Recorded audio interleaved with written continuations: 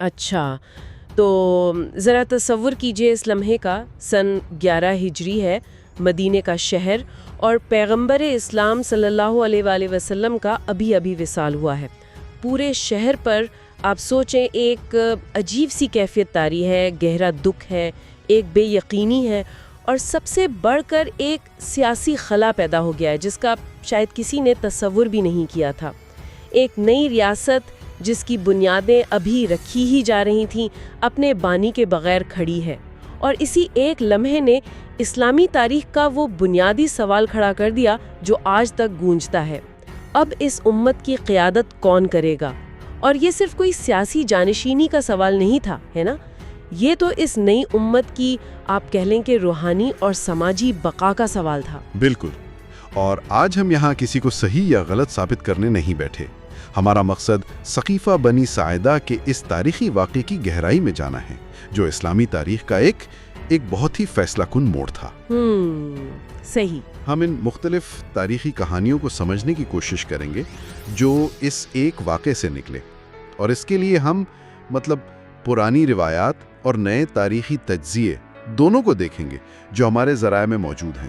تو پیغمبر اسلام صلی اللہ علیہ وآلہ وسلم کی وفات کے بعد مدینہ کا ماحول صرف غم کا نہیں تھا، اس میں ایک عملی پریشانی بھی شامل تھی۔ جی بالکل۔ ایک ایسی ریاست جس کی بنیاد ہی اتحاد پر تھی، اس کے بکھرنے کا ایک حقیقی خطرہ سر پر منڈلا رہا تھا۔ آپ نے صحیح کہا، اس صورتحال کی نزاکت کو سمجھنا بہت ضروری ہے۔ دیکھیں، یہ امت ابھی بہت نئی تھی، قبائلی وفاداریاں اب بھی بہت مضبوط تھیں، جی، اور جانشینی کے لیے کوئی ایسی واضح مثال موجود نہیں تھی جس پر سب متفق ہوں۔ تو اتحاد اس وقت سب سے بڑی ضرورت تھی، اور کوئی بھی غلط قدم وہ اس نوزائیدہ امت کو شروع میں ہی تقسیم کر سکتا تھا۔ اور اسی شدید دباؤ کے ماحول میں مدینہ کے ایک ہال یعنی سقیفہ بنی ساعدہ میں ایک ہنگامی اجتماع ہوا۔ ہمارے ذرائع بتاتے ہیں کہ وہاں سب سے پہلے انصار یعنی مدینہ کے مقامی لوگ جمع ہوئے تاکہ اپنے مستقبل پر بات کر سکیں۔ کچھ دیر بعد چند بڑے مہاجرین جن میں حضرت ابوبکر رضی اللہ تعالیٰ عنہ اور حضرت عمر رضی اللہ تعالیٰ عنہ بھی تھے، اس خبر کو سن کر وہاں پہنچے۔ اور یہ بات بھی اہم ہے کہ اس وقت پیغمبر اسلام صلی اللہ علیہ وسلم کے خاندان کے لوگ یعنی بنو ہاشم بشمول حضرت علی رضی اللہ تعالیٰ عنہ وہاں موجود نہیں تھے۔ اچھا، وہ سب پیغمبر کی تجہیز و تکفین کے انتظامات میں مصروف تھے جو اس وقت ان کے لیے سب سے اولین ترجیح تھی۔ تو ایک طرف تدفین کی تیاریاں ہو رہی تھیں اور دوسری طرف شہر کے مستقبل کا فیصلہ کیا جا رہا تھا۔ اچھا، تو آئیے اس معاملے کی گہرائی میں اترتے ہیں، کیونکہ یہ وہ نقطہ ہے جہاں سے تاریخ کی کتابوں میں ہمیں ایک نہیں بلکہ دو الگ الگ راستے نظر آتے ہیں۔ ہم اس واقعے کو سمجھنے کے ان دو بنیادی طریقوں کا جائزہ لیں گے جو ہمیں ذرائع میں ملتے ہیں۔ پہلا ہے روایتی یا کلاسیکی بیانیہ۔ روایتی بیانیہ کے مطابق سقیفہ میں بحث کا آغاز انصار نے کیا۔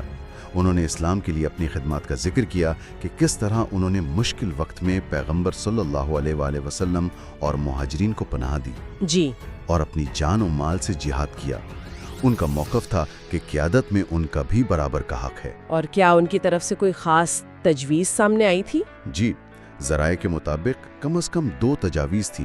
ایک تو یہ کہ انصار میں سے ہی کوئی ایک رہنما چن لیا جائے، یا پھر ایک درمیانی راہ نکالی جائے کہ منا امیر و منکم امیر، یعنی ایک امیر ہم میں سے ہو اور ایک امیر آپ میں سے۔ جی بالکل، یہ اس وقت کے قبائلی توازن کو برقرار رکھنے کی ایک کوشش تھی۔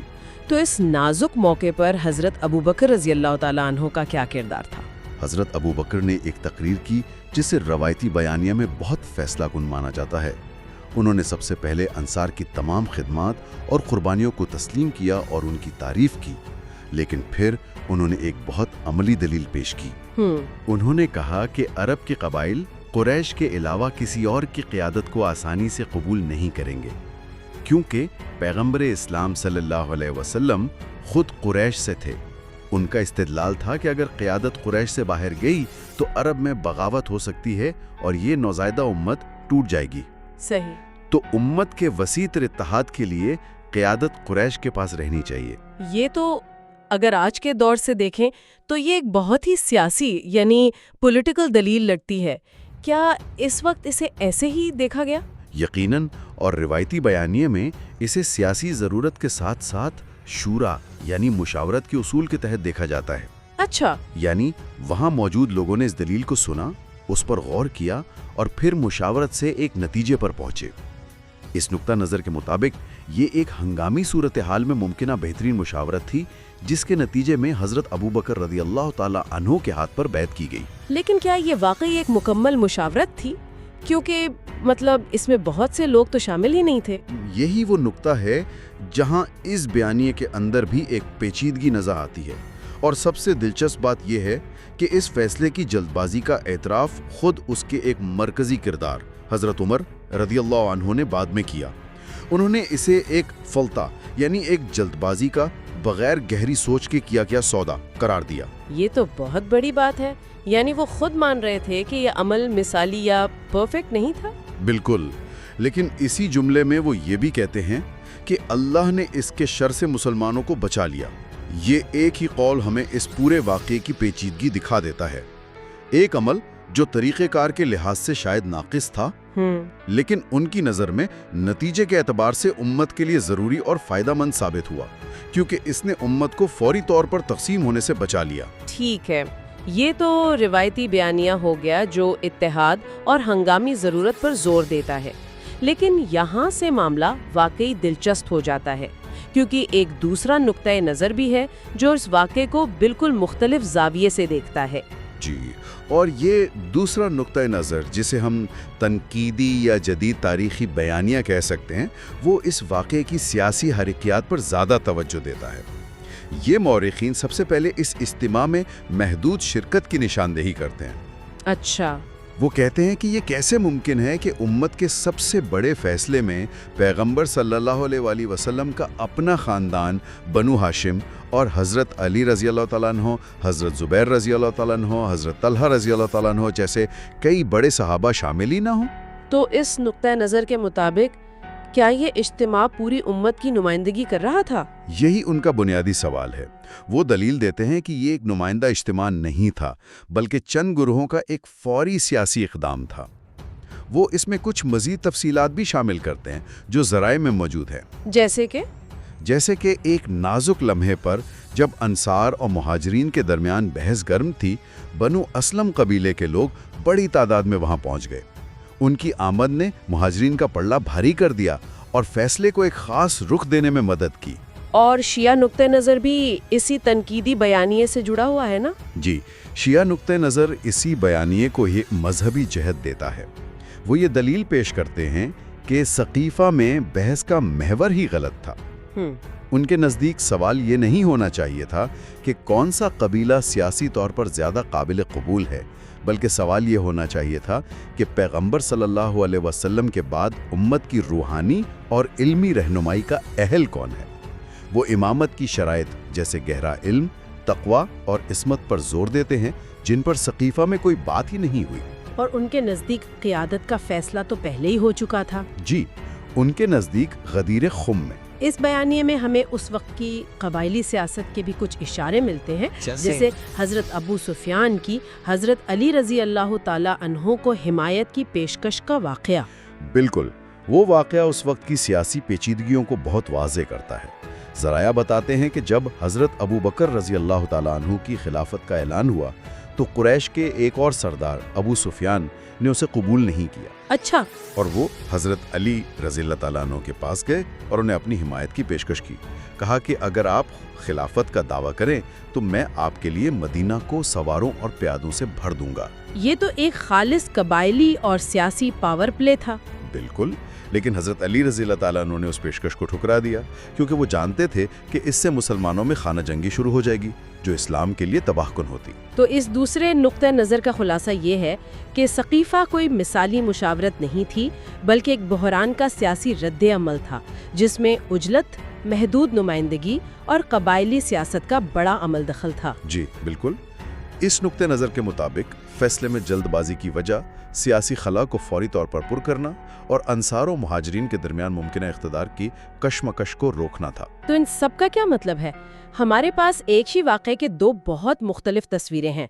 एक में उम्मत को बचाने के लिए किया गया एक ज़रूरी फैसला नज़र आता है और दूसरे में एक सियासी इक़दाम जिसमें सब शामिल नहीं थे। हम इन दोनों में मुताबकत कैसे पैदा करें? ये एक बहुत अहम सवाल है और इसका जवाब हमें खुद तारीख़ के इल्म में मिलता है। देखें, ये फ़र्क अक्सर उन मफरूज़ों और तरीक़ों की वजह से पैदा होता है जो मौरिख़ीन तारीख़ी ज़राए का तज्ज़िया करने के लिए इस्तेमाल करते हैं।